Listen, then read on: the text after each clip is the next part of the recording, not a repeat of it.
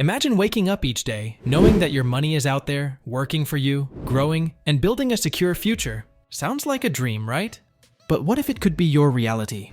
That's right, you could be one of those who live comfortably out there without worrying about their finances. In today's video, we're talking about the world of investments and wealth creation. We'll explore how you can not just earn, but grow your wealth and reach a point where you're living comfortably off your investments. And we're not talking about get-rich-quick schemes or lottery tickets. We're talking about solid, proven strategies for building wealth over time.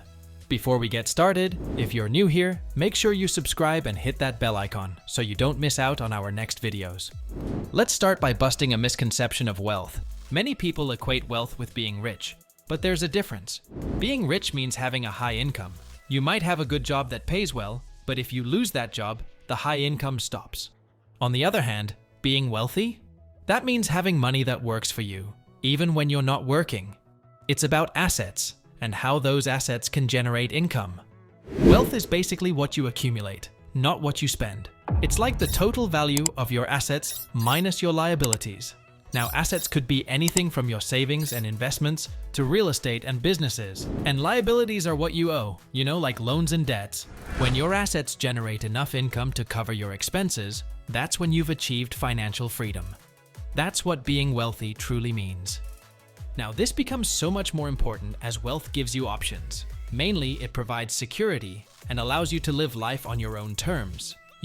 Having the freedom to make choices that make you happy and fulfilled. That's the whole point.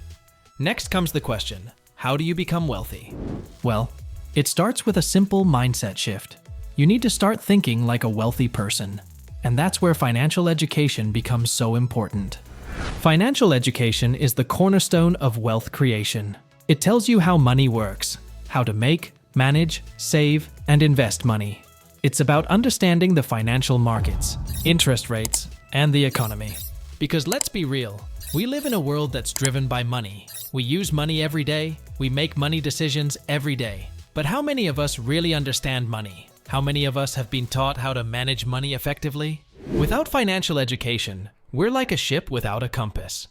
We're more likely to make poor financial decisions, fall into debt, and struggle with financial stress.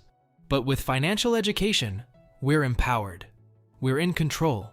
We can build wealth and secure our financial future. So, if you're really serious about becoming wealthy, the first step is educating yourself about finance. Read books, take courses, watch videos on YouTube, and even channels like ours. Now, with a better understanding, let's get to know some investment basics. If you're new and don't know what is investing, well, in simple terms, investing is about putting your money to work. Instead of letting your money sit idle in a bank account, you're using it to buy assets that have the potential to earn income or increase in value over time. Here comes the magic of compound interest. Albert Einstein wasn't joking when he called it the eighth wonder of the world. Compound interest is when the interest you earn on your investment starts earning interest itself. Over time, it can turn a small amount of money into a substantial sum. But yes, it involves risk. The potential for higher returns comes with a higher risk of losing money. However, don't let that scare you. Risk is a normal part of investing. You need to find the key to understand the risk and manage it effectively. Now, there's a whole world of investment opportunities out there, and we're going to tell you some of the most popular ones, as well as some you might not have considered before. Starting off with stocks. You probably already know them. But if you don't, when you buy a stock, you're buying a piece of a company. Stocks have the potential for high returns, but they also come with a higher risk compared to other investments. The value of a stock can fluctuate based on a variety of factors, including the company's performance, economic conditions, and market sentiment. Next, a much safer option than stocks is bonds. They are like IOUs. When you buy a bond, you're lending money to the issuer, like a government or corporation, in exchange for periodic interest payments and the return of the principal amount when the bond matures. And if you want both options in one, try mutual funds. They pool money from multiple investors to invest in a diversified portfolio of stocks, bonds, or other assets. Plus, they're managed by professional fund managers. Keep in mind that mutual funds provide diversification and professional management, but they also come with fees. Moving on, there's another type similar to mutual funds: exchange-traded funds. They trade on an exchange like a stock. This means they can be bought and sold throughout the trading day at market prices.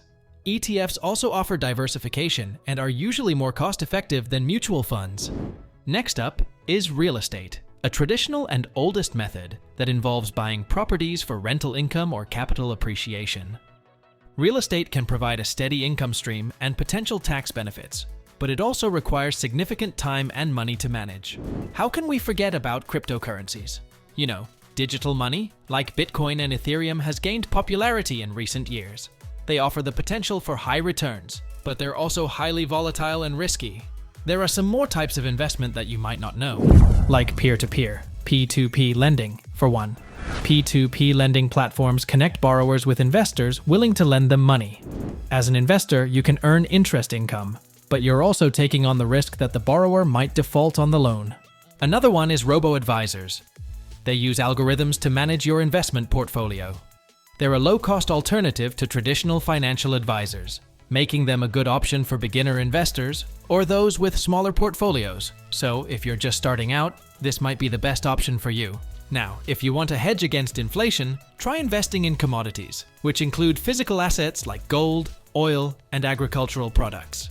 Investing in them can provide a hedge against inflation, but it can also be risky due to factors like weather and geopolitical events. With so many investment options, how do we decide where to put our money?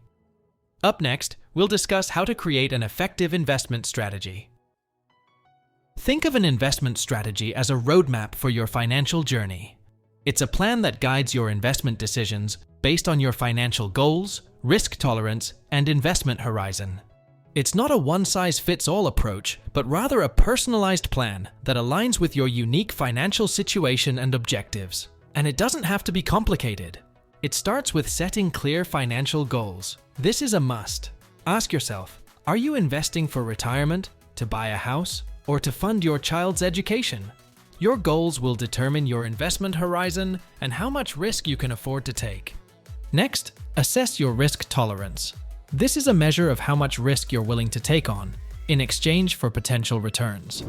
If the thought of losing money keeps you up at night, you might have a low risk tolerance and prefer safer investments like bonds.